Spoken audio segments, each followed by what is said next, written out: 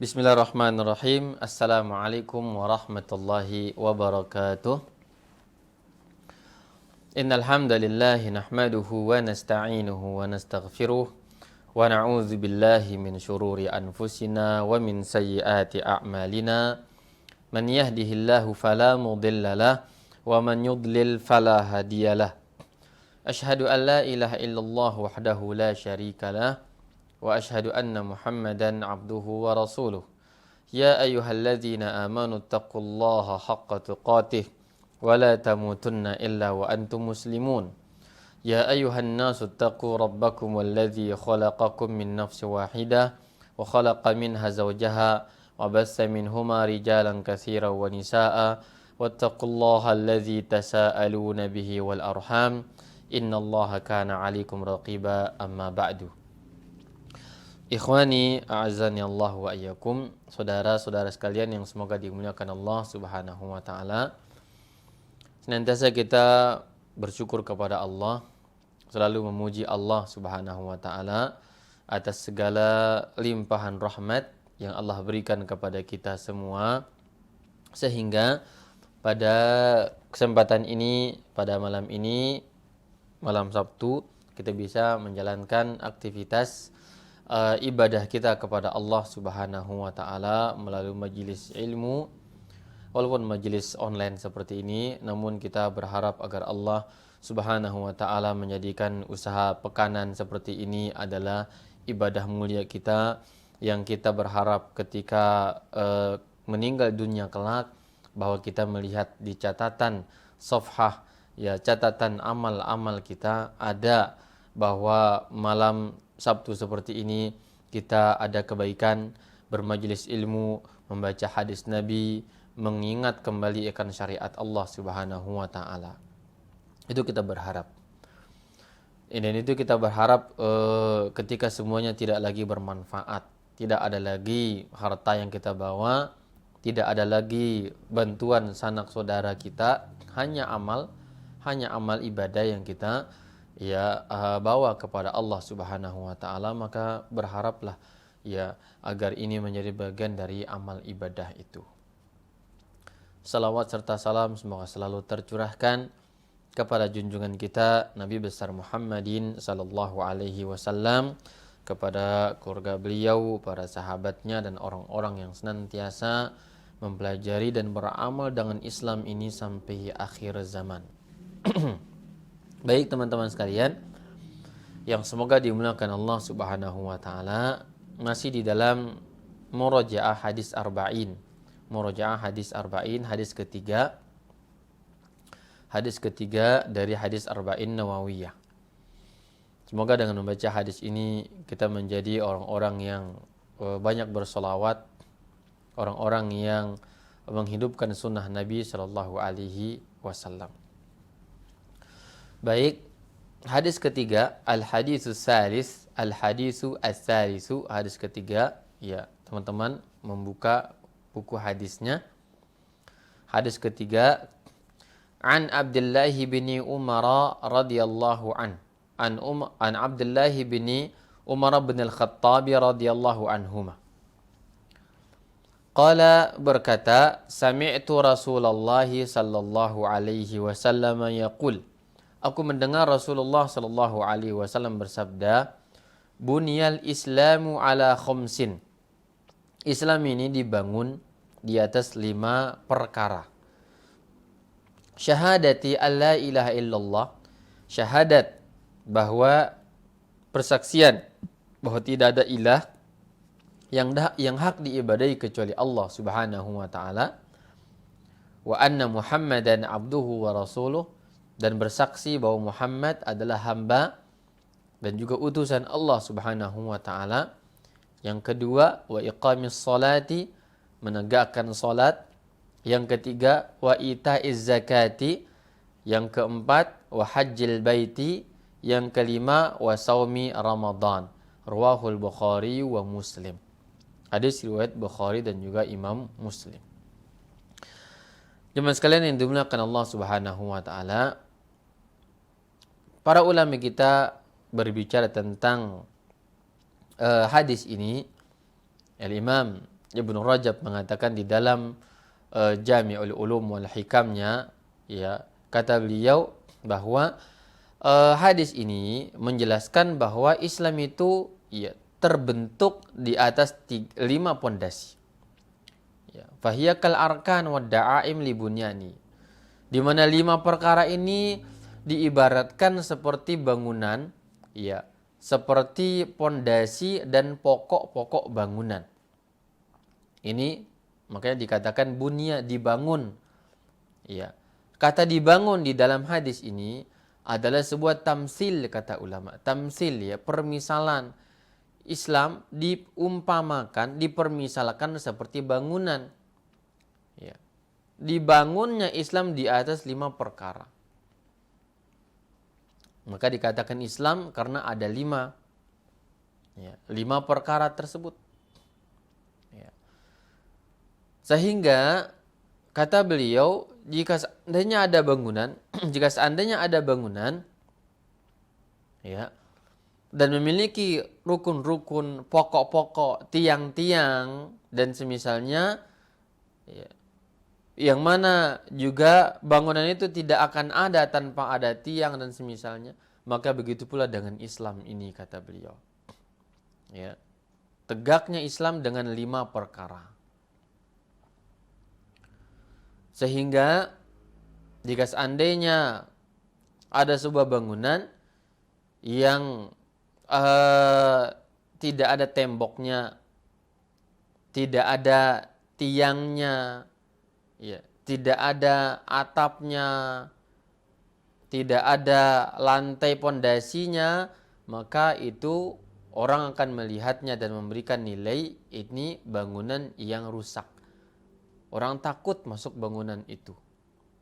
Ya, khawatir ada gedung, ya, tiangnya kecil, pondasinya tidak kokoh, tidak kuat, ya, maka orang-orang takut untuk masuk ke bangunan tersebut. Maka begitu pula dengan Islam ini, kata para ulama. Ketika Rasulullah mempermisalkan Islam dengan bangunan, yang mana Nabi menyebutkan ada 5 bangunan pengokoh akan Islam itu. Ya, yang sehingga jika seandainya satu dari pengokohnya tidak ada, maka sudah pantas Islam itu dikatakan, Islam orang itu dikatakan rusak. Ya.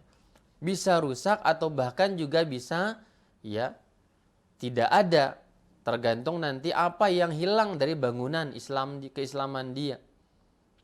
Ya. Kalau pondasinya hilang, maka dikatakan, ya, tidak ada bangunan. Yang disebut oleh para ulama kita bahwa pondasi daripada Islam itu adalah syahadat, harus bersyahadat. Syahadati alla ilaha illallah wa anna Muhammadan Rasulullah. Maka ini yang menjadi pengokoh dan pengingat kepada saya pribadi dan kepada teman-teman sekalian, ya, bahwa menjadi orang Islam itu harus tegak 5 hal dalam diri kita, baru dikatakan kita sebagai orang yang beragama Islam. Ya. Bunia, dibangun tegaknya Islam dengan 5. Artinya seseorang ingin menjadi muslim, tegak pada dirinya Islam, harus memiliki 5 bangunan yang diyakini dan diamalkan oleh dia. Dan semoga kita termasuk orang-orang yang tegak Islam pada diri kita. Ya. Walaupun kenyataan kita melihat sebagian saudara kita ada yang pondasinya rusak, ada yang ada pondasinya namun tidak ada tiangnya, ya, ada tiangnya tapi belum sampai pada tahapan bikin kolom, ya, slope dan semisalnya, atau ada itu semuanya namun belum ada tembok-temboknya, ya, ada temboknya tapi belum ada kerangka atap dan seterusnya. Ya, dengan meninggalkan sholatnya, dia meninggalkan zakatnya, meninggalkan haji padahal sudah mampu, tidak puasa Ramadan juga, ya, dan seterusnya. Jadi kita tidak ingin seperti itu, dan ini adalah pengingat kepada pribadi saya dan kepada teman-teman sekalian agar kita membangun Islam pada diri kita sebagaimana Nabi katakan Islam ini bangunan. Bangunlah di dalam jiwa kita keislaman dengan 5 pengokoh, 5 penguat bangunan tersebut ya, yang dikenal dengan rukun Islam.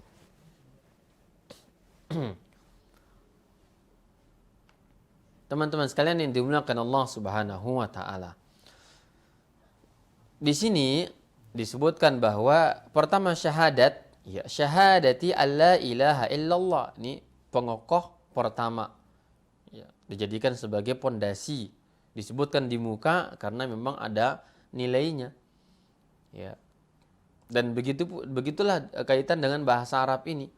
Bahasa Arab jika seandainya disebutkan sesuatu di awal atau di ujung, di tengah dan semisalnya, ada makna. Ada tujuannya. Ya, ini bahasa Arab. Ya. Maka ketika disebutkan di awal daripada bangunan Islam ada syahadat, maka kata ulama dia adalah pondasi daripada agama Islam itu sendiri. Harus tegak dia. Yang dibahas di dalam pembahasan akidah secara tersendiri, dibahas di dalam masalah akidah ya yang dikenal dengan pelajaran tauhid ya.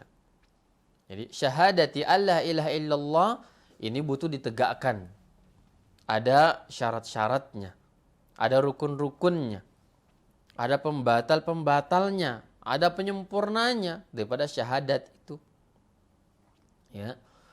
Jadi tidak sekedar orang mengatakan saya bersaksi dengan lisannya, ya, namun dia harus pahami lebih dalam. Inilah kita menjadi orang Islam. Ya. Benar-benar di atas ilmu, di atas pengetahuan, di atas wawasan yang jelas tentang Islam, ya, Islam dia, dan juga menyangkut tentang pondasi-pondasi agama ini, syahadat. Yang artinya sudah difahami oleh antum sekalian di dalam pembahasan akidah ya, bahwa syahadat itu ya, dia seseorang meyakini bahwa tidak ada ilah yang hak diibadahi kecuali Allah Subhanahu wa taala. Ya. Dan menafikan segala ya, ilah yang lainnya. Hanya Allah yang diibadahi dan tidak ada ibadah ya kepada Tuhan-Tuhan yang lainnya. Dan semua ilah yang ada adalah batil. Ini Islam. Kemudian dia mempraktekkan dalam kehidupan dia ya, tentang makna syahadat ini hanya Allah yang diibadahi. Dia mintanya kepada Allah semata, menggantungkan segala urusan dia hanya kepada Allah Subhanahu wa taala. Adapun sekedar lisan, tapi dia melanggar akan aturan-aturan syahadat dan seterusnya, maka bisa ya dikenal sebagai orang yang batal keislaman. Harus difahami. Dan pembatal Islam, pembatal syahadat juga dikenal ya oleh para ulama kita sebagai nawaqidul Islam pun banyak. Nawaqidul Islam, pembatal keislaman. Ya, pembatal syahadat dia begitu banyak. Di antaranya adalah kesyirikan kepada Allah, ya, syirik, berbuat kesyirikan kepada Allah Subhanahu wa taala dengan segala macam model dan bentuk yang ada di zaman kita. Ini merupakan hal yang bisa menafikan akan tauhid kita kepada Allah Subhanahu wa taala. Dan itu sudah dibahas di dalam pembahasan akidah. Baik. Wa anna Muhammadan Rasulullah. Ya. Bersaksi bahwa Muhammad sallallahu alaihi wasallam adalah utusan Allah Subhanahu wa taala. Ya, persaksian tentang kenabian dan kerasulan, kehambaan Muhammad sallallahu alaihi wasallam, kata ulama, talzimu umuran, memiliki konsekuensi beberapa hukum. Yang pertama, meyakini akan kenabian Muhammad sallallahu alaihi wasallam, yakni tasdiquhu fima akhbar, membenarkan apa yang beliau kabarkan. Informasi yang disampaikan ya hendaklah kita terima, kita benarkan. Tidak boleh ada keraguan tentang apa informasi yang disampaikan oleh baginda Rasul sallallahu alaihi wasallam. Jangan ragu. Ketika ada hadis, maka kita tanya maknanya, kandungannya, segera kita beramal dengannya. Amalkan dia. Ya. Ini makna daripada syahadat. Tastalzimu umuran. Yang pertama, tasdiqu fima akhbar. Membenarkan apa yang beliau kabarkan kepada kita. Ya, dia tidak ada mengatakan, oh masa sih demikian. Ya, mustahil kok begitu dan seterusnya. Tidak. Ya. Yang kedua, imtithalu amrihi wala nataraddadu fihi. Ya. Mempraktekkan, mengamalkan perintah beliau sallallahu alaihi wasallam. Ini makna daripada syahadat Muhammad sallallahu alaihi wasallam. Ya. Setelah kita terima dan membenarkan informasinya, yang kedua kata ulama, hendaklah kita itu mengerjakan apa yang beliau inginkan dari kita. Dan tidak ada pilihan yang lainnya. Tidak boleh orang memilih-milih. Sebagaimana Al-Quran banyak menegaskan tentang hal tersebut. Ya. Dalam surah Al-Ahzab misalkan berfirman ayat 36, "Wa ma kana lil mu'minin wala mu'minatin idza qadallahu wa rasuluhu amran an yakuna lahumul khiyaratu min amrihim." Tidak boleh bagi seorang mukmin dan juga tidak boleh bagi seorang mukminah ketika Allah dan Rasulnya menetapkan sebuah perkara, tidak boleh bagi mereka untuk memilih pilihan yang lainnya. Tidak ada pilihan lain. Dan tidak untuk dipilih, untuk diterima dia syariat dan kita amalkan. Yang ketiga, ya, konsekuensi dari syahadat Rasul, an yujtanaba ma naha Rasulullah sallallahu alaihi wasallam an biduni taraddud. Meninggalkan segala larangan yang Nabi larang tanpa ragu-ragu. Iya. Tidak boleh ada orang ragu-ragu untuk meninggalkan yang dilarang oleh Rasulullah sallallahu alaihi wasallam. Apakah kepentingannya kaitan dengan ekonomi kita, dengan kekayaan kita, dengan hubungan dengan kesehatan dan seterusnya.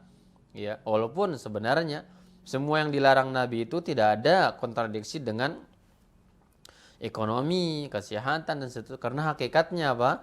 Semua yang dibawa oleh beliau adalah baik untuk kita. Namun terkadang jiwa kita, diri kita tidak bisa menerima barangkali, nauzubillahi min zalik, mungkin karena penyakit yang ada di dalam batin-batin kita.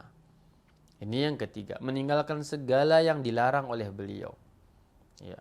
Dan hendaklah kita tinggalkan. Banyak hal yang dilarang oleh Nabi sallallahu alaihi wasallam, namun ketika orang dilarang namun tetap mengerjakan, ini ada kekurangan dia di dalam syahadatnya. Maka tergantung seperti apa yang dia langgar. Jika pelanggaran itu dalam masalah-masalah akidah, maka bisa batal akan syahadat Rasulnya. Jika seandainya hal itu dalam hal-hal yang tidak berkaitan dengan masalah akidah, maka dosa dan semisalnya.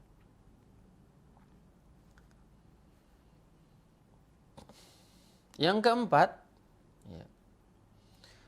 an la yuqaddam qawlu ahadin minal bashari ala qawlin Nabi sallallahu alaihi wasallam. Tidak boleh dia mendahulukan perkataan siapapun yang mengalahkan perkataan Rasulullah sallallahu alaihi wasallam dalam kaitan dengan perbandingan sekarang. Tidak boleh seseorang mengalahkan. Artinya di sini apa? Pendapat siapapun, ungkapan siapapun, jika seandainya bertentangan dengan bahasa Nabi, dengan hukum Nabi, dengan sikap Nabi sallallahu alaihi wasallam, maka wajib ditolak. Semua yang lainnya harus menerima hukum Nabi. Tidak boleh mendahulukan hukum lain, pendapat lain. Artinya di sini pun kita harus pelajari apa saja yang merupakan hukum Nabi sallallahu alaihi wasallam, pendapat dan syariat yang Nabi sampaikan kepada kita. Tidak boleh kita mendahulukan yang lainnya. Dan dalam hal ini pun kita melihat pada alam nyata banyak juga pelanggaran-pelanggaran di kalangan kaum muslimin. Ada aturan perintah Nabi sallallahu alaihi wasallam, ya dia dahulukan kepentingan yang lainnya. Ya, pendapat ulama, pendapat tokoh yang lain, maka tidak boleh mengalahkan pendapat Nabi sallallahu alaihi wasallam. Walaupun terkadang ya pendapat seorang alim, ya, dia adalah hasil kajian dalil terkadang. Namun dalam kajian dalil ini pun macam-macam kondisinya. Ada seorang alim berijtihad dan dia, ya, ternyata menggunakan sebuah dalil yang mana dalil itu tidak layak ditempatkan pada penempatan itu. Maka dia ambil dalil, ya, terapkan bukan pada tempatnya. Kemudian dia mengatakan, saya juga pakai dalil, saya juga bawa dalil, dan seterusnya. Lalu tentang si A dan atau si B mengatakan salah, tidak dilakukan oleh Nabi sallallahu alaihi wasallam seperti demikian. Ada dalil yang ini. Maka terjadilah, ya, seseorang di mana pada diri seseorang hendaklah mendahulukan apa yang disampaikan oleh Rasulullah sallallahu alaihi wasallam. Dan terkadang juga, ya, hal itu adalah hasil dari sebuah ijtihad, misalkan ijtihad namun bertentangan dengan apa? Pengamalan Rasulullah sallallahu alaihi wasallam. Dan ini terjadi di kalangan sahabat dahulu. Sahabat, kemudian para ulama dan seterusnya terjadi di kalangan mereka, di mana terkadang mereka muncul, ya, ijtihad di kalangan para sahabat yang mana, ya, bertentangan dengan sabda Nabi sallallahu alaihi wasallam. Mungkin hal itu belum sampai dalil kepada mereka, atau hasil takwilan dari sebuah dalil, atau barangkali dia lupa akan sebuah sunnah dan semisal itu, banyak uzur mereka. Namun bagi kita adalah, ya, dalam hal ini melihat bagaimana praktek Nabi sallallahu alaihi wasallam dengan dalil yang ada.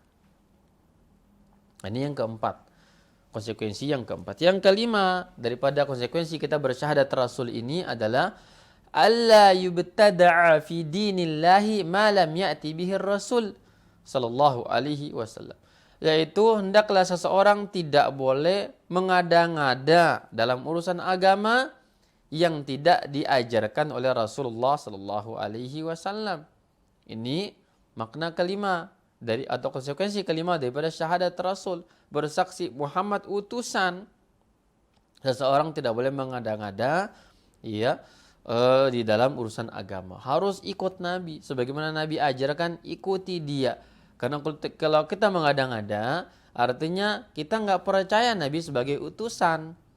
Ya, seakan dia juga utusan, si fulan juga utusan, maka sebagaimana dia utusan, saya berhak memiliki, ya, membuat sebuah ajaran.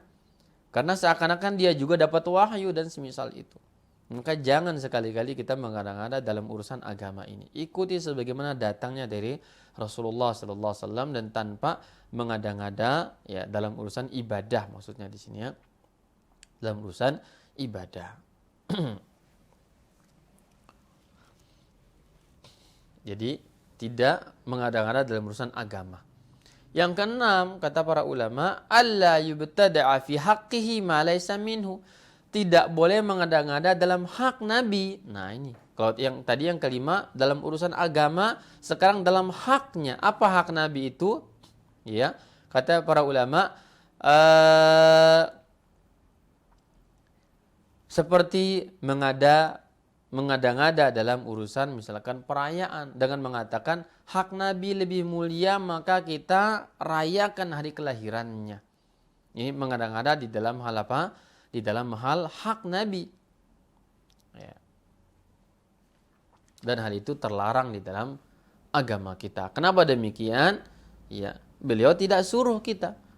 Ini karena perbuatan mengada-ngada, kata ulama, ini bisa mencoreng syahadat Rasul kita kepada beliau sallallahu alaihi wasallam. Perbuatan bid'ah, ya, mengurangi akan keutuhan kita meyakini beliau sebagai seorang rasul. Ya. Harusnya kita mengikuti apa yang disampaikan oleh utusan. Tidak boleh memberikan usulan-usulan yang lainnya. Yang ketujuh, an na'taqida bi anna an-nabiyya sallallahu alaihi wasallam laysa lahu syai'un min ar-rububiyyah. Yang ketujuh, seseorang meyakini bahwa ya Nabi tidak memiliki hak rububiyah atau bahkan uluhiyah. Ya, ini wajib kita yakini demikian. Nabi hanya seorang nabi, utusan, hamba. Karena di sini disebutkan abduhu wa rasuluh. Wa anna Muhammadan abduhu wa rasuluh. Muhammad itu hamba dan utusan. Hamba dan utusan. Tidak boleh diangkat sampai pada derajat ketuhanan. Ya, rububiyah yang mengatur, yang memberi rezeki, membawa memberikan keberkahan dan semisalnya, tidak boleh demikian. Hanya sebagai seorang hamba dan utusan. Hanya saja diberi wahyu oleh Allah Subhanahu wa taala. Maka kita ibadahnya hanya kepada Allah. Ini kaitan dengan apa? Syahadat wa anna Muhammadan abduhu wa rasuluh. Yang berikutnya, ya, wa iqamis shalah, menegakkan salat. Ya. Menegakkan salat ini rukun Islam. Maka bagi seorang muslim, ya, ingin menegakkan Islam pada diri dia, hendaklah dia tegakkan salat. Ya. Di sini maksudnya salat yang wajib, yang 5 ya. Salat wajib yang 5 waktu tersebut.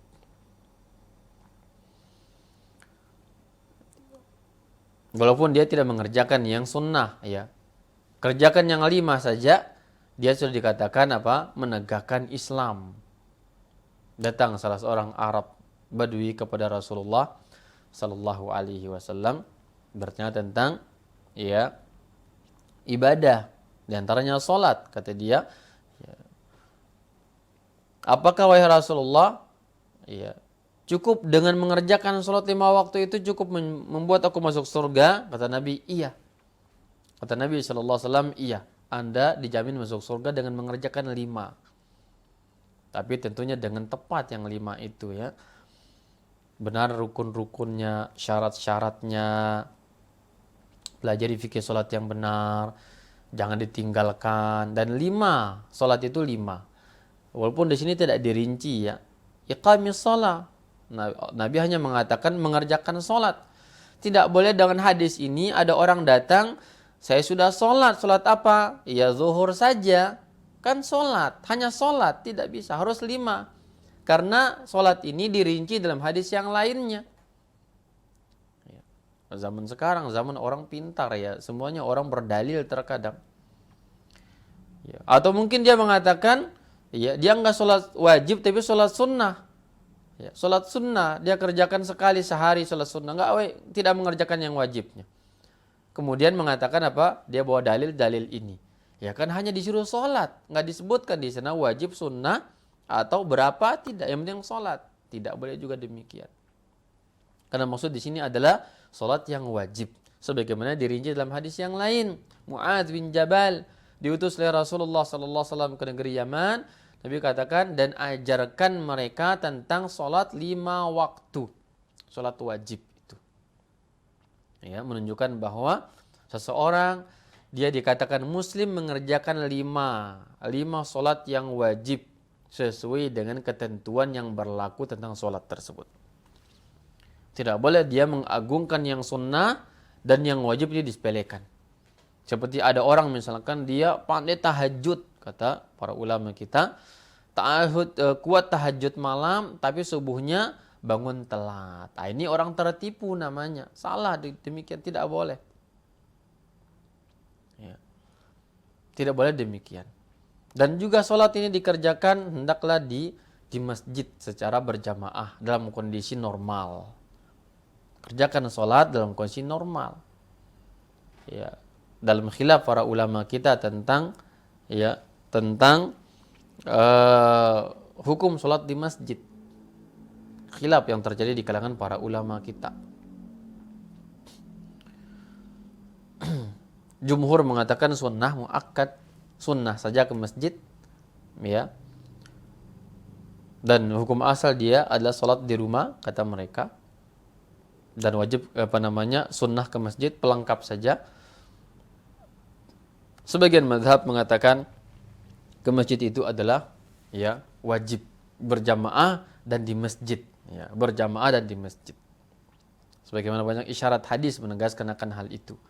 Hadis orang buta, ya, hadis tentang diancamnya, ya, orang yang meninggalkan sholat berjamaah di masjid itu untuk dibakar dan seterusnya rumahnya.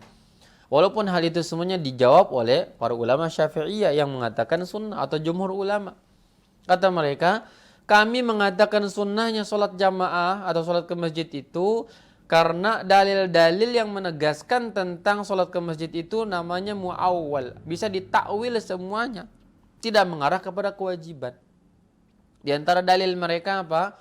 Ketika mengatakan bahwa sholat jawaban Syafi'iyah ketika dibawakan dalil orang yang tidak sholat di masjid akan dibakar rumahnya dengan hadis yang sahih tersebut, maka mereka mengatakan maksud hadis itu adalah orang munafik yang munafik asli, bukan sahabat, karena tidak mungkin ada sahabat yang demikian, kata mereka.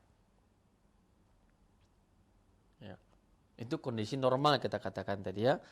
Nah, dan itu namanya hadis yang bisa ditakwil, gitu ya. Tidak jelas mengatakan wajibnya sholat, itu ditakwil karena tidak ada sahabat yang demikian, kata Syafi'iyah.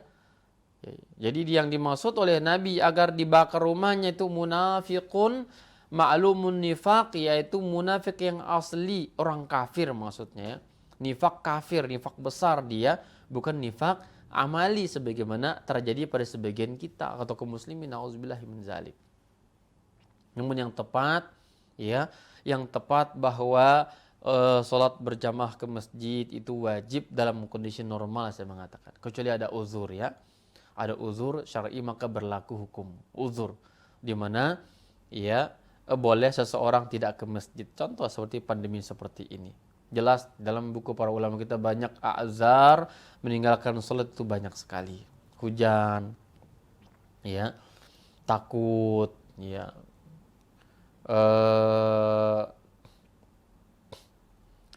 dan banyak macam uzur yang mungkin terjadi. Hujan, safar misalkan, ya, sakit dan semisal itu. Ini uzur yang mana seseorang boleh meninggalkan jamaah, ya, boleh meninggalkan jamaah. Bahkan Imam Malik atau Imam Abu Hanifah mengatakan dalam hal ini termasuk yang boleh meninggalkan sholat jamaah ke masjid adalah pengantin baru, kata beliau. Masya Allah. Pengantin baru boleh tidak ke masjid, kata beliau. Karena, ya, maklum pengantin baru mungkin sibuk, ya, bulan madu, zaman bulan madu, dia akan sibuk dengan istrinya, dia mandi subuh dan semisal itu, ya, karena dia berbulan madu, maka kata para ulama ini menjadi uzur orang yang, ya, orang tersebut untuk boleh dia tidak ke masjid, ya. Walaupun pendapat itu adalah kurang tepat, kata ulama, karena sebagaimana hal itu terjadi di zaman Rasulullah juga, namun tidak dikatakan sebagai uzur hal semacam itu, ya. Ini kaitan dengan sholat. Dan ada sholat-sholat sunnah yang mungkin bisa dikerjakan. Dan dia diletakkan oleh Rasulullah adalah posisi kedua daripada rukun Islam. Dan sholat ini adalah unik dan paling banyak syariat adalah sholat. Macamnya, ya, keanekaragaman sholat begitu banyak. Sholat sunnah, ya, ada sholat tahajud, ada duhanya, ada witirnya, ya, ada macam-macam banyak sekali, ya, rawatibnya, ya, banyak sholat tahiyatul masjid atau yang lainnya begitu banyak, menunjukkan memang sangat penting daripada sholat ini dengan fadilah-fadilah yang dijanjikan, ya, tentang sholat. Dan sepakat para ulama kita, orang yang meninggalkan sholat, ya, dengan meyakini tidak wajib, maka dia orang yang kufur murtad dari Islam. Ya. Orang yang dia meyakini, ya, wajib sholat namun malas sholat, nah, ini diperdebatkan oleh para ulama kita. Sebagian mengatakan apa? Dia kufur, ya. Walaupun satu sholat, ya, ditinggalkan, ulama dan mengatakan wajib dipanggil orang itu, disuruh taubat. Ya. Dan sebagian mengatakan bahwa tidak sampai kufur, ya, namun dia adalah mengerjakan dosa besar dalam Islam. Mengerjakan dosa besar dalam Islam. Dan ini penting ya, kaitan dengan sholat. Dan juga dia hendaklah dikerjakan dengan khusyuk, tuma'nina, tenang, dan seterusnya. Makanya kita buka majelis-majelis Arabik itu diantara tujuannya agar kita bisa ibadah kepada Allah dengan cara yang nyaman, khusyuk, tenang. Kita mengerti apa yang kita baca. Karena sangat-sangat urgen, sangat darurat seseorang itu mengerti tentang sholatnya, mengerti apa yang dibaca. Ya. Dan kewajiban kaum muslimin mengingatkan ya anak-anak, istri, ya, agar tetap dalam mengerjakan ibadah tepat pada waktunya. Kemudian wa ita'iz zakat, menunaikan zakat, ya, zakat harta, ya, zakatul fitr, zakat harta, zakatul fitr. Ada zakat harta, ya, macam-macam, ya. Ada tijara, zakat perdagangan, zakat emas, ya kan, zakat perak, zakat binatang ternak, ya, ditunaikan, ya, kaitan dengan hak harta dan juga hak Bani Adam. Wa hajjil baiti, juga ya berhaji, menunaikan ibadah haji ke Baitullahil Haram. Wa shaumi Ramadan, berpuasa di bulan Ramadan. Ini rukun daripada rukun Islam yang 5. Baik, di sini perhatikan Nabi Shallallahu Alaihi Wasallam sebutkan haji dulu baru puasa. Ya, haji dulu baru puasa. Dalam hadis lain disebutkan sebagaimana pada hadis Jibril, ya, kita sudah baca pada hadis kedua. Perhatikan, buka hadis kedua, di situ disebutkan bahwa puasa dulu, terakhir baru haji. Terakhir baru haji. Para ulama kita menegaskan bahwa, ya, Syekh Muhammad bin Shalih Al-Utsaimin menegaskan di sini tertibuz zikri, at-tertib az-zikri, kata beliau. Ini hanya berupa urutan dalam penyebutan saja, tidak berarti penyebutan dalam hukum. Ya, dalam hukum artinya melihat urgensi, ya, daripada hukum-hukum rukun-rukun ini, ya, bahwa hendaklah puasa dulu baru haji. Sebagaimana dalam hadis Jibril, ya, shaumi Ramadan wa hajjil bait man istata'a ilaihi sabila. Puasa dulu kemudian dia mengerjakan ibadah haji jika mampu. Nah, di sini disebutkan haji dulu baru berpuasa, dan puasa di ujung, ya, terakhir disebutkan. Baik. Jemaah sekalian yang dimuliakan Allah Subhanahu wa taala, dan ini rukun Islam hanya 5. Nah, ini dikatakan rukun Islam yang menjadi standar orang dikatakan muslim atau non-muslim. Harus punya 5 ini. Lalu bagaimana dengan hukum-hukum lain? Ya.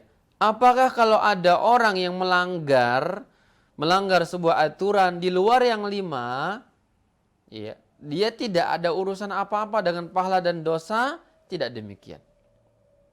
Ya. Ini rukun namanya. Rukun Islam, hal yang paling penting, yang paling nampak seseorang dikenal identitasnya sebagai muslim dengan 5 hal ini. Ya, dulu ya tidak ada yang namanya identitas KTP atau kartu pengenalan, ya, kartu pengenal tidak ada. Seseorang dikatakan muslim ya dengan zahir, beramal. Tidak ada KTP. Ya. Agama apa muslim tidak ada. Bagaimana dia diketahui sebagai orang muslim? Dengan ibadahnya, dengan tampilannya, ya, dengan sedekahnya, dengan hajinya, dengan puasanya, dengan sholatnya. Itu menjadi apa? Identitas muslim. Nah, kemudian kita mengatakan, lalu bagaimana kalau ada orang yang dia sudah bersyahadat, ya, meyakini akan Rasulullah sebagai utusan dan tidak berbuat, ya, melampaui batas kepada beliau tadi. Kemudian dia sholat, dia juga membayar zakat, haji, dan puasa Ramadan. namun dia masih mengerjakan keharaman yang lainnya. Ya. Karena di sini hanya disebut 5, tidak banyak disebut menjadi rukun Islam. Bagaimana tentang jilbab? Ada orang yang dia sudah bersyahadat, dia sudah berpuasa, dia sudah berhaji, berzakat, tapi masih buka aurat. Ya. Maka kita mengatakan dia muslim, namun dia dapat ancaman dari dosa-dosa dia buka jilbab, tidak menutup auratnya. Sebagaimana banyak hadis ancaman ya akan neraka di luar dari yang 5. Di luar dari yang 5 ini. Di antaranya misalkan Nabi ancam ada orang yang dia isbal dalam celana. Nabi ancam celana di bawah mata kaki tempatnya di neraka. Ma asfala minal ka'baini minal izari fa finnar. Tempatnya di neraka. Diancam, padahal bukan rukun ya, tidak masuk pada rukun, tapi berpotensi untuk diancam ke dalam neraka juga. Nabi juga menegaskan ada orang yang dia bertetangga tidak baik dengan tetangganya, dia di neraka, padahal dia mengerjakan rukun Islam. Ya. Dan seterusnya. Nah, jadi ini hanya merupakan identitas. Dia dikatakan muslim atau tidak dalam hukum ya. Tapi mungkin saja dia diancam dengan hal-hal neraka dan semisalnya, murka Allah atau dilaknat Allah dengan sebab dia mengerjakan ya pelanggaran-pelanggaran yang lainnya. Disimpulkan bahwa syariat Islam itu banyak aturan Allah Subhanahu wa taala. Tidak boleh seseorang hanya mengambil 5 membuang sekian banyak syariat. Bahkan terbanyak syariat itu di luar daripada yang 5 ini. Penampilan, ya, lisan, harta benda, adab berpakaian, adab makan minum dan seterusnya, ada potensi seseorang masuk neraka, dilaknat, dimurkai Allah lewat hal-hal itu. Nabi sebutkan misalkan ya hal yang sederhana yang diancam, misalkan kata Nabi, yang makan dengan tangan kiri ikut cara setan. Ya. Ikut cara setan. Yang makan tidak mengucapkan basmalah tidak berkah. Padahal dia sholat. Dia juga berpuasa. Dia juga haji dan semisal itu. Tapi ada potensi yang lain yang membuat dia terancam dari ya masuk ke dalam neraka atau mendapatkan dosa dan semisalnya. Maka itu difahami. Jadi Islam itu adalah suatu kesatuan hukum Allah Subhanahu wa taala yang tertuang di dalam Al-Qur'an dan hadis. Ya, apa yang disuruh kita kerjakan, yang dilarang kita berusaha tinggalkan. Yang 5 ini merupakan identitas. Identitas penting bagi seorang muslim. Baik. Ada pertanyaan. Kenapa haji tidak masuk ke dalam rukun? Ya. Padahal dalam hadis lain disebutkan disebutkan bahwa Nabi mengatakan ra'sul amri al-Islam. Ya. Wa amuduhus shalah. Pokok urusan itu adalah Islam dan tiangnya adalah salat. Ya. Wa zirwatu sanamihil jihad, dan puncak daripada Islam itu adalah ya jihad, kata Nabi sallallahu alaihi wasallam. Kata ulama Al-Imam Ibn Rajab di dalam bukunya Jami'ul Ulum wal Hikam menegaskan, kenapa demikian? Jihad tidak dimasukkan ke dalam rukun. Kata para ulama menjawab akan hal tersebut karena ternyata jihad itu adalah sebuah kewajiban ya, dan tidak sampai ya hukumnya fardu ain. Artinya terkadang tidak semua orang mampu jihad. Maka hikmah Allah Subhanahu wa taala tidak akan mensyariatkan sebuah hukum yang tidak dimampui oleh semua manusia, semua orang. Ini hikmah Allah Subhanahu wa taala. Ya. Yang dimampui oleh sebuah manusia akan terkadang menjadi sebuah rukun. Maka yang 5 itu dimampui. Ini yang pertama. Yang kedua, terjadinya jihad ini tidak sebagaimana yang lain. Tadi pertama jihad itu fardu kifayah, tidak sampai ain ya. Yang kedua tadi, jihad tidak berlangsung terus-menerus. Jarang jihad itu. Maka ya tidak bijak kalau dia dijadikan sebagai sebuah syariat. Artinya nanti akan ada syariat yang tidak mungkin dikerjakan. Karena tidak terjadi. Ya, jarang ya adanya jihad, kata para ulama. Imam Ibnu Rajab mengatakan, annal jihada la yastamirru fi'luhu ila akhir ad-dahr. Bahwa jihad itu tidak berlangsung, tidak dikerjakan secara terus-menerus sampai akhir zaman, tidak. Bal idza nazala Isa alaihissalam, bahkan ketika turun Nabi Isa alaihissalam, walam yabqa hina idzin millatun illa millatul Islam, dan tidak ada lagi agama ketika itu kecuali agama Islam. Fahina idzin tada'ul harbu aw zahara, maka ketika itu tidak ada jihad lagi. Tidak ada lagi jihad. Maka berbeda dengan rukun-rukun yang lainnya, tetap dilaksanakan. Salat tetap ada. Ya, zakat tetap ada dengan kemampuan harta. Karena harta pun banyak orang yang mampu. Sebagaimana kita melihat dalam kondisi ya kenyataan di lapangan, ada si kaya, ada miskin, ada atasan, ada bawahan. Ya, artinya potensi untuk berzakat ini adalah mungkin dan setiap waktu terjadi, karena putaran ekonomi itu pasti terjadi. Dan itu kebutuhan manusia. Maka memicu ada orang kaya, orang miskin. Maka zakat menjadi syariat. Walaupun banyak juga yang nggak berzakat. Ya. Maka ini hikmah, kata ulama. Kenapa jihad yang sangat penting, yang merupakan tegaknya Islam dengan pedang, terkadang dengan jihad tidak masuk kepada rukun, karena dua alasan. Pertama, jihad fardu kifayah, ya, dan tidak dilakukan oleh semua manusia, tidak dilakukan oleh semua orang. Perempuan tidak ada jihadnya, ya, hanya dilakukan oleh laki-laki. Maka ini tidak bisa jadi syariat, karena hukum asal syariat itu merata, al-musawat, hukumnya merata. Jihad tidak, ya, fardu kifayah, dilakukan oleh sebagian orang, gugur bagi yang lainnya. Yang kedua tadi apa? Hukum jihad tidak berlangsung terus-menerus, hanya pada kondisi tertentu saja. Baik, jemaah sekalian yang dimuliakan Allah Subhanahu wa taala. Ini secara singkat tentang hadis ketiga, ya, murojaah hadis ketiga, ya. Semoga ada manfaatnya kita membaca, ya, dari penjelasan para ulama.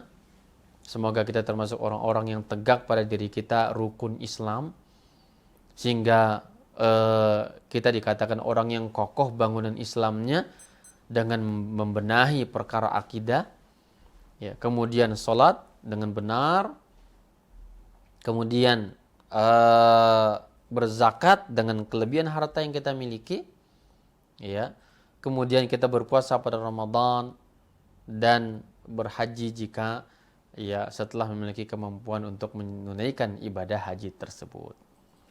Wallahu ta'ala a'lam bishawab. Ini sekiranya dapat disampaikan, ya, semoga manfaat kepada teman-teman sekalian. Subhanallah bihamdik, asyhadu an la ilaha illa anta, astaghfiruka wa atubu ilaik. Wassallallahu ala nabiyina Muhammadin wa ala alihi wasallam. Assalamualaikum warahmatullahi wabarakatuh. Baik, jika seandainya ada soal, silahkan teman-teman. Ada pertanyaan, ya? Ada soal di situ? Apakah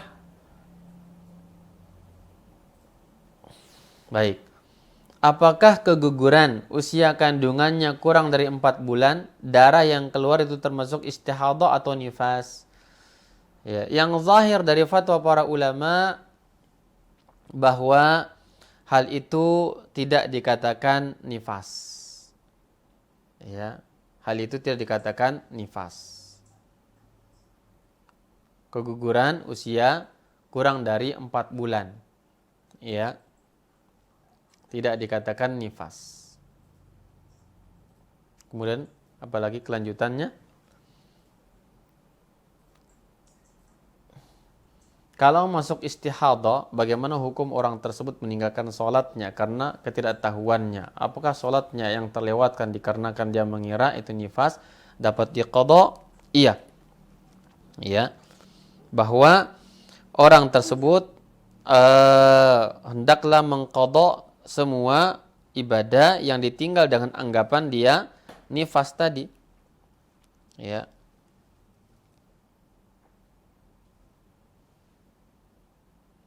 Karena dia meninggalkan sebuah kewajiban. Meninggalkan sebuah kewajiban.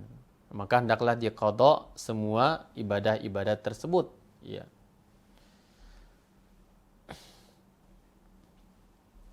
Jadi keguguran ya di sebelum 4 bulan maka dia tidak dikatakan nifas, dikatakan istihadah dan tetap wajib menjalankan sholat.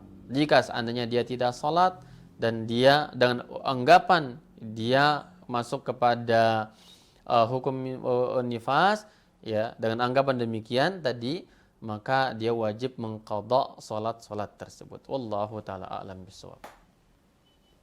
Soal kedua di situ,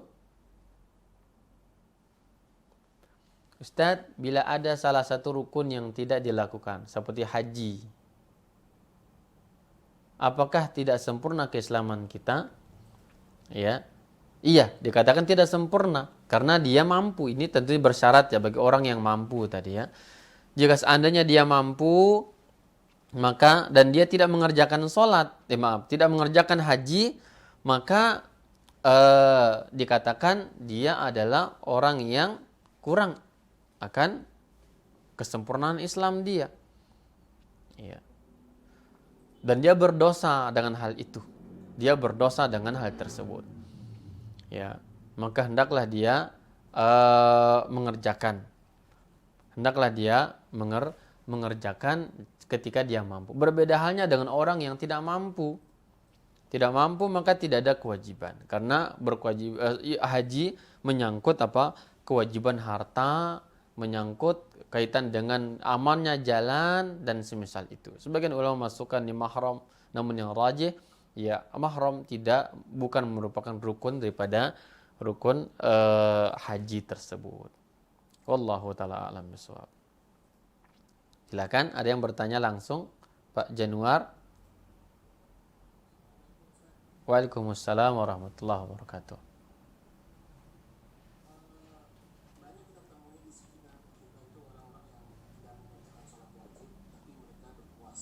Iya. Bagaimana status orang ini? Apakah dia masih bisa dianggap sebagai seorang muslim? Puasa Ramadan itu bagaimana? Apakah diterima atau tidak?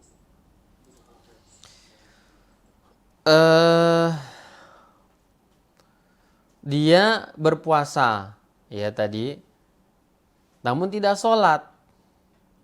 Dia pandai berpuasa namun tidak sholat. Bagaimana hukum keislaman orang tersebut? Ya, kembali kepada khilaf para ulama dalam hal itu. Ya, menurut jumhur ulama dia adalah orang fasik.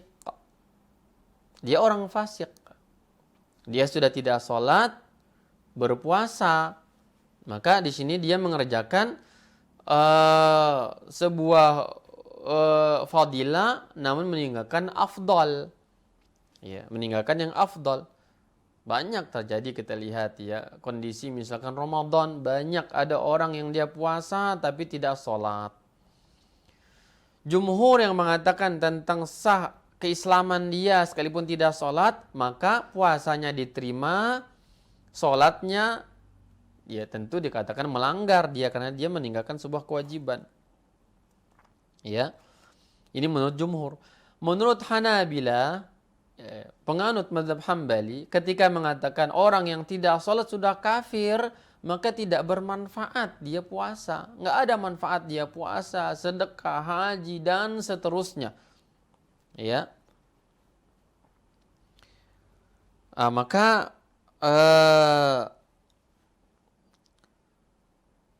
orang tersebut dalam pendapat jumhur ulama dia orang fasik. Hendaklah disampaikan, diingatkan, ya, hendaklah dia diingatkan agar dia mengerjakan ketaatan kepada Allah, bahwa yang paling penting bagi dia adalah salat dan juga mengerjakan rukun yang lainnya itu berpuasa. Nah, jadi ya jangan kira gampang ya. Walaupun demikian, dengan kita memilih pendapat jumhur ulama, namun kita mengatakan bahwa tidak pantas seorang muslim yang mengenal bahwa bangunan Islam itu 5, namun dia pilih-pilih. Ketika ramainya manusia puasa, dia ikut puasa. Ya. Ketika sholat yang merupakan kewajiban harian, dia malas mengerjakan dan dia pilih-pilih, maka ini tidak dibenarkan. Ya.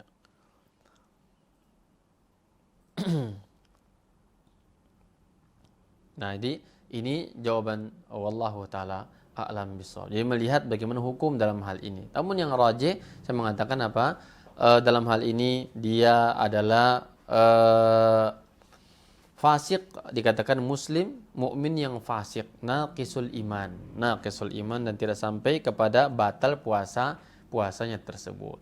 Namun yang selama kita mengatakan bahwa dia hendaklah mengerjakan sholat dan juga berpuasa.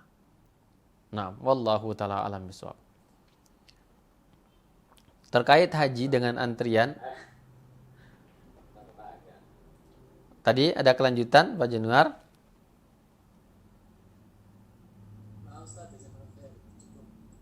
Ya. Baik. Soal tadi apa? Terkait dengan haji, antrian yang sangat lama sampai 20 tahun. Jika sudah ada dana cukup untuk daftar haji, kita daftar dulu atau menunggu dikumpulkan uang tersebut sehingga bisa haji dengan ONH yang lebih cepat berangkat. Baik, di sini jika seandainya dana yang terkumpul misalkan untuk reguler saja, maka daftar reguler, ya sabar menunggu. Kecuali dalam proses dia menunggu antrian, qadrallah datang rezeki, ya datang rezeki banyak dan bisa mendaftar ONH plus, maka hendaklah dia ya jalankan yang lebih dulu. Ya, daftar tahun 2020 untuk reguler. Tunggu 20 tahun, artinya 2040 dia berangkat. 2040 umur belum tentu sampai. Ya. Tiba-tiba tahun 2021 atau tahun 2022 dia mendapatkan rezeki yang dari situ tidak diduga-duga, dapatlah dia 200 atau bahkan 400 juta. Maka ya, sedangkan dia tidak ada lagi kebutuhan lainnya ya, yang wajib dikeluarkan dari duit tersebut, maka ya dia wajib untuk berangkat dengan dana dengan dana 400 itu dengan mendaftar ya ONH tadi. Ya, kecuali dia setelah dia daftar sebanyak dalam antrian itu ya dan tidak mendapatkan yang lainnya, maka sudah tunggu saja ya, dan dia sudah mendapatkan bagian dari pahala haji dengan mendaftar dan niat untuk menjalankan ibadah haji tersebut. Naam, wallahu taala a'lam bishawab. Baik. Ya, silahkan. Siapa? Abu Afa, silahkan. Ustaz, anak pernah dengar di suatu daerah di Indonesia ini ada suatu daerah yang melaksanakan sholat cuma hanya 3 waktu. Nah, itu bagaimana kita menghukumi mereka, Ustaz? Apakah mereka statusnya muslim yang fasik atau bagaimana, Ustaz? Meyakini demikian hanya 3 waktu ya. Maka kalau ada demikian ya, hal ini, sholat ini sebenarnya adalah sebuah hukum yang sifatnya ma'lumun bid-darurah. Dia sudah diketahui secara pasti, tidak ada yang berkhilaf tentang 5 rukun sholat. Kalau dia meyakini 3, ini kufur hukumnya. Kafir orang semacam ini. Ya. Orang tersebut dikatakan orang yang kufur. Wajib bagi orang-orang yang tahu tentang mereka mengingatkan. Barangkali ada kerabatnya, ingatkan tentang 5 sholat. Tidak boleh dikurangi menjadi 3. Nabi katakan 5. Dan dia tidak ada uzur untuk dikatakan bahwa demikian di saat seperti ini. Radio, Allah sampaikan wahyu, menyampaikan kebenaran ini lewat radio. Para ustadz-ustadz berceramah. Di musola-musola dikumandangkan azan, di khutbah-khutbah Jumat disampaikan sholat 5 waktu dan seterusnya. Tiba-tiba ada orang yang meyakini 3, maka tidak diterima, tidak ada uzurnya di zaman ini. Orang itu kufur kepada Allah. Otomatis dia kufur kepada Allah Subhanahu wa taala. Dan hendak disampaikan kepada mereka demikian. Ini kalau dia yakini ya. Dia mengatakan, saya yakin beriman sholat itu hanya 3 yang wajib, dia kufur. Tidak ada perdebatan kepada dia. Ya. Dan dia meninggal dunia tidak boleh dikuburkan di kuburan kaum muslimin. Harta warisannya tidak bisa diwarisi oleh anak-anaknya. Kenapa? Dia orang kafir. Ya. Dan orang semacam itu otomatis pisah dengan istri atau suaminya jika salah satunya meyakini demikian. Kenapa? Bukan lagi Islam. Tidak boleh menikah beda agama. Yang tidak jelas agama seperti itu tidak dibenarkan.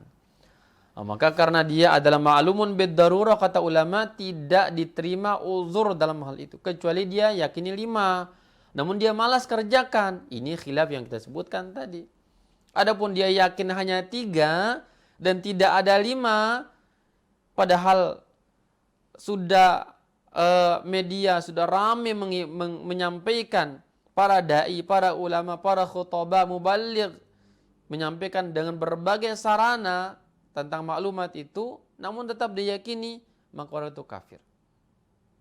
Ini tugas daripada orang-orang yang punya wewenang dalam hal ini, dari Menteri Agama, MUI, hendaklah memberikan ya penyuluhan kepada masyarakat bahwa ya tidak bisa diterima, tidak boleh mengatakan bahwa keyakinan itu masing-masing saja, tidak dalam hal ini. Ini menjadi tanggung jawab dan mereka akan bertanggung jawab di hadapan Allah. Semua kita, ya, orang alim dan semisal itu, kemudian dia membiarkan saudaranya demikian, maka dia pun ikut dosa. Lebih-lebih orang yang punya wewenang besar dalam hal ini, ya, lembaga-lembaga negara yang terkait kaitan dengan keagamaan, dan dia tidak peduli, maka ya dia pun ikut menanggung akan dosa tersebut. Wallahu taala alam bishawab.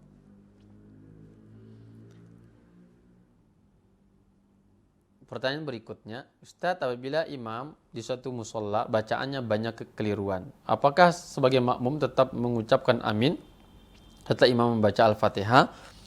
Saya butuh mengecek sejauh mana kesalahan daripada imam tersebut. Ya. Apa salahnya?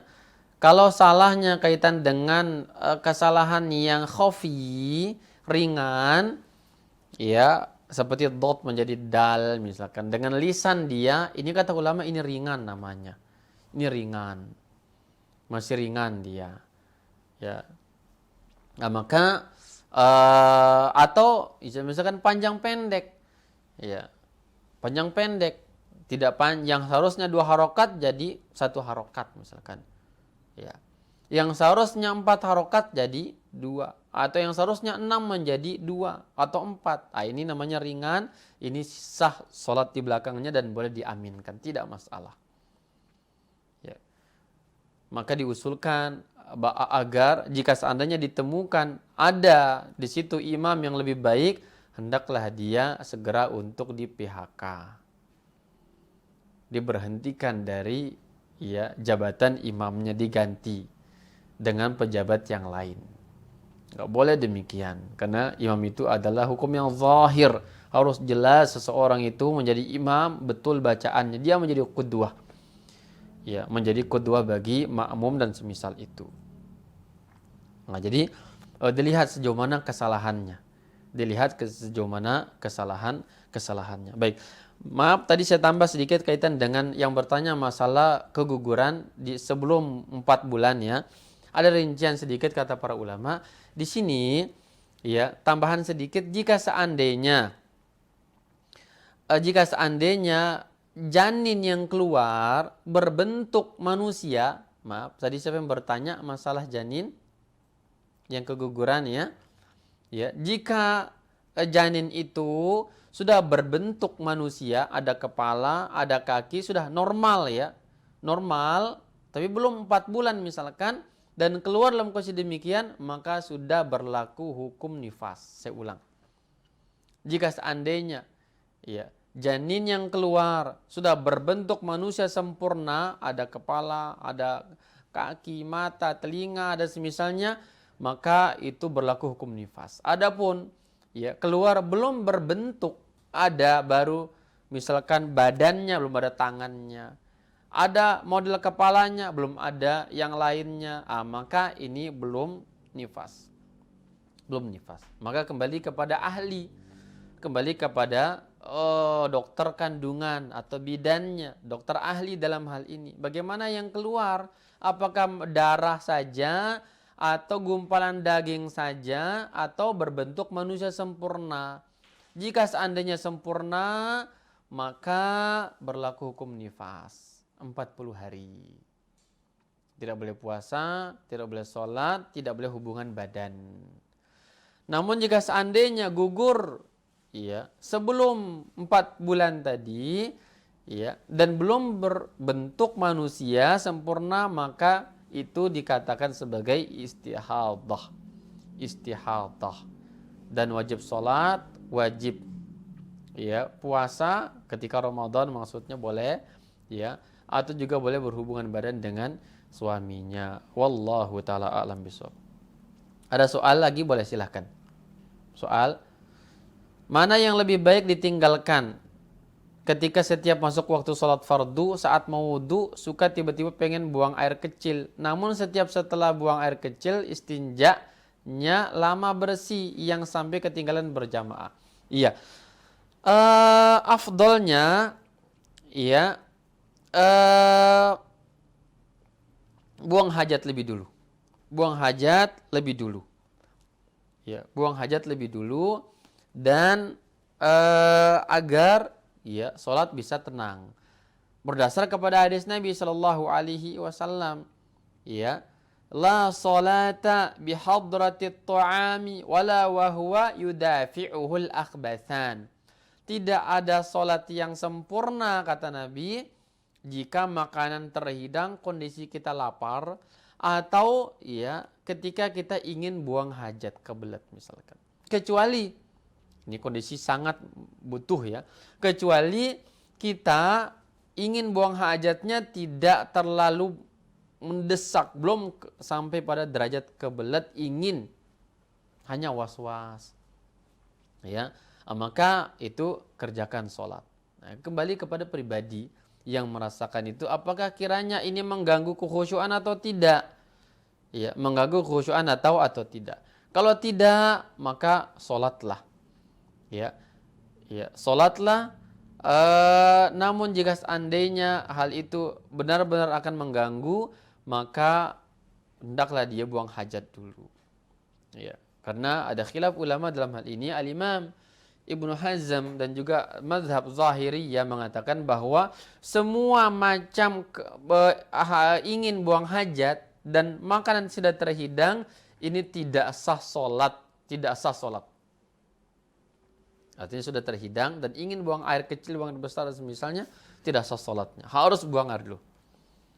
Pendapat kedua jumhur ulama mengatakan apa? Bahwa hal itu penyempurna saja, tidak sampai pada derajat membatalkan sholat. Artinya kalau ada orang demikian, sah sholatnya, lanjutkan saja, tidak usah dipikirkan. Mau kebelet, mau apa, sah sholatnya.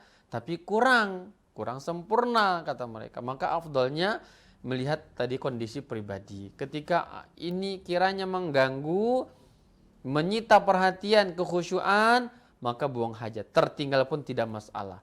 Dan dengan uzur itu semoga dia dapat pahala sempurna dari pahala jamaah. Ya, maka lihat kepada pribadi. Wallahu a'lam bishawab. Ustadz mau tanya, seandainya saya lupa sholat asar sama sekali, kemudian baru ingat pas sholat maghrib, bagaimana Ustadz sholat asarnya dikerjakan? Kerjakanlah sholat itu dengan mengerjakan asar dulu, kemudian maghrib. Ya, kondisi jamaah Ustadz, saya ke masjid tiba-tiba baru teringat maghrib sudah dikumandangkan, iqamahnya, saya baru ingat bahwa belum asaran.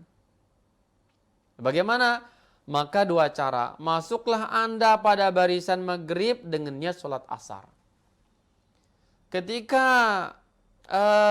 imam salam, Anda bangkit, sempurnakan 1 rakaat terakhir sholat asar tersebut. Ya, demikian. Ya, ini cara. Atau cara kedua, sholatlah bersama imam sholat maghrib, nanti setelah salam maghrib bangkit sholat asar sendiri. Namun yang tepat adalah sholat asar ya, bersamaan dengan jamaah maghrib. Imam dengan makmum boleh berbeda niat dalam hal ini. Boleh berbeda niat di dalam hal ini. Wallahu ta'ala a'lam bishawab. Ustaz, pertanyaan berikutnya. Bagaimana mengenai pendaftaran haji dengan dana talangan haji yang suka ditawarkan oleh bank syariah, yang kemudian kita perlu mencicil selama waktu tertentu hingga kita dapat slot berangkat? Wallahu ta'ala a'lam bishawab. Dalam hal ini ada fatwa dari Syekh Abdul Aziz Ibn Abdullah bin Baz. Kata beliau, ketika ditanya apa hukum berhutang dalam masalah kurban, apa hukum berhutang dalam masalah zakat, apa hukum berhutang dalam masalah haji, kata beliau, di sini dirinci jika seandainya si fulan calon jamaah haji yang berhutang itu dia memiliki kemampuan prediksi untuk bisa mencicilnya dengan baik, maka boleh bagi dia demikian. Boleh bagi dia berhutang. Ya, kalau dia tahu ini insya Allah mampu. Ya, hukum asal boleh. Hukum asal boleh demikian. Namun jika saya tidak mampu maka jangan coba-coba, jangan dipaksakan. Namun yang terbaik adalah tidak berhutang. Tabung sendiri saja, jangan jadikan itu beban hidup. Ketika mampu dan terkumpul duitnya silakan daftar. Ya, jika seandainya tidak mampu maka jangan jadikan itu beban hidup. Apalagi sekarang mungkin orang ingin ONH berapa? 200 juta. Ya. Itu berat, 200 juta itu Masya Allah. Ya. Terkadang ada ya rumah belum lunas, kendaraan belum lunas, tambah lagi hutang haji. 3 beban di kepala, belum lagi beban yang lainnya, beban pendidikan anak, beban kerja sama kemitraan, dan harus menghabiskan Masya Allah banyaklah kebutuhan itu. Jangan demikian. Ya, kalau tidak mampu jangan. Namun saya mengatakan boleh, kalau ada orang demikian dibolehkan. Namun afdolnya tidak usah. Tidak usah sampai dia terkumpul pada diri dia ya keuangan yang memadai, yang cukup, dan dia daftar dengan keuangan dia pribadi. Wallahu ta'ala a'lam bishawab. Terkait tidak boleh mengada-ngada dalam urusan agama. Ada beberapa orang berdalil dengan hadis Rasulullah Shallallahu Alaihi Wasallam tentang trompa Bilal yang ada di Jannah dan mengatakan bahwa Bilal melakukan bid'ah maka kita boleh bid'ah. Bagaimana menanggapi terkait hal ini Ustaz? Jazakallah khairan wa yak. Wa jazakumullah khairan. Baik. Kita katakan bahwa perbuatan Bilal adalah perbuatan ikrarnya Rasulullah Shallallahu Alaihi Wasallam. Ya. Karena semua yang terjadi di zaman Rasul, Nabi menyaksikannya atau Nabi mendengarnya, dan di zaman wahyu dan belum masih hidup itu adalah ajaran. Ajaran itu. Ya.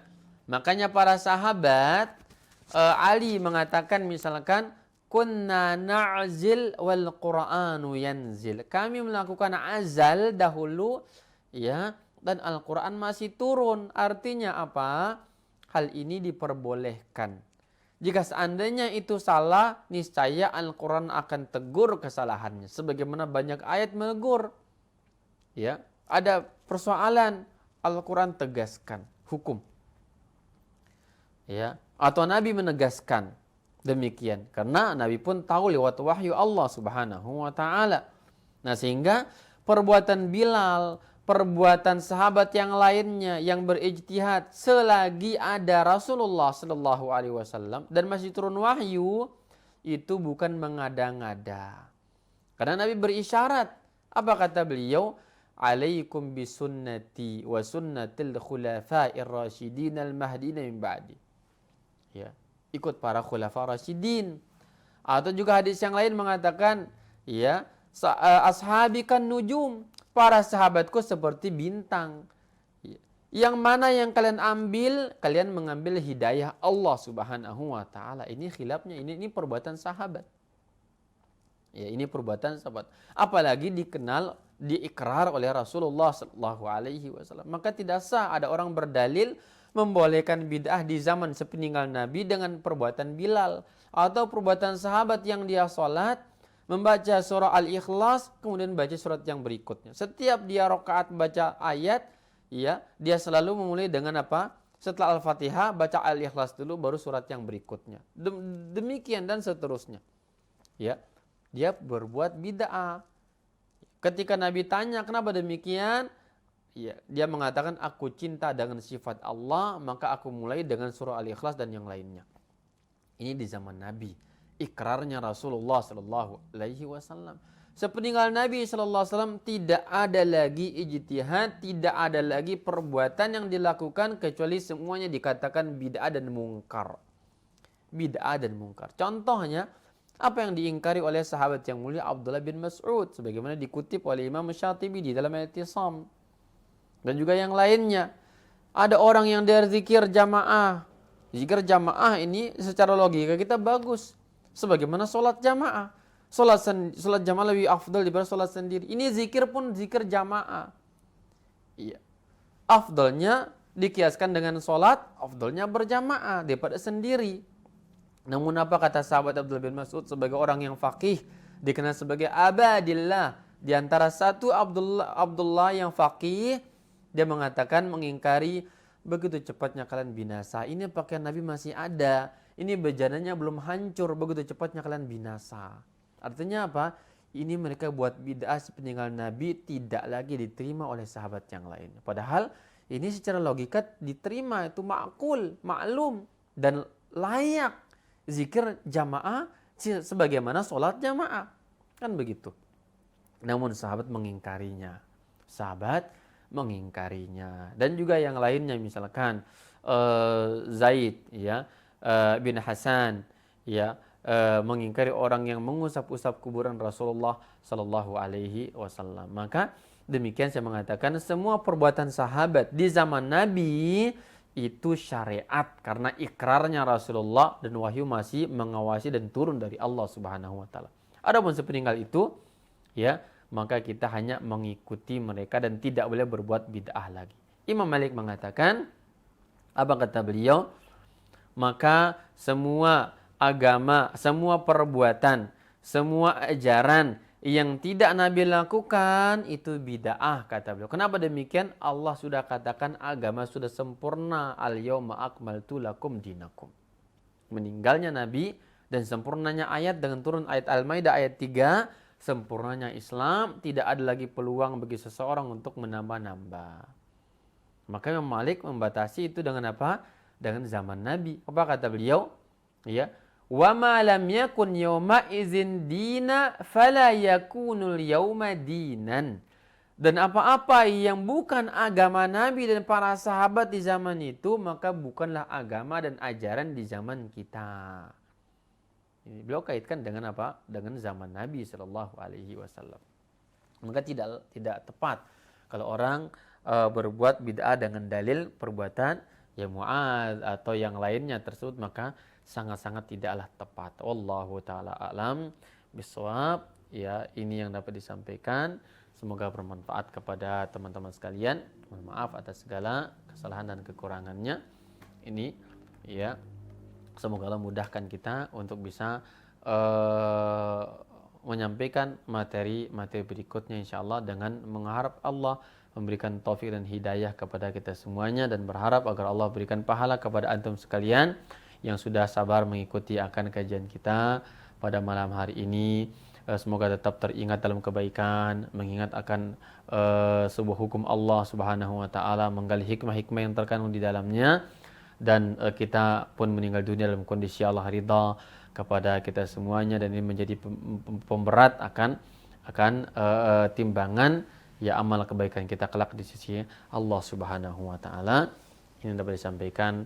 Mohon maaf atas segala kekurangannya. Subhanaka wa bihamdik asyhadu an la ilaha illa anta astaghfiruka wa atubu ilaika. Wa sallallahu ala nabiyyina Muhammadin wa ala alihi wa sahbihi ajmain. Wassalamualaikum warahmatullahi wabarakatuh.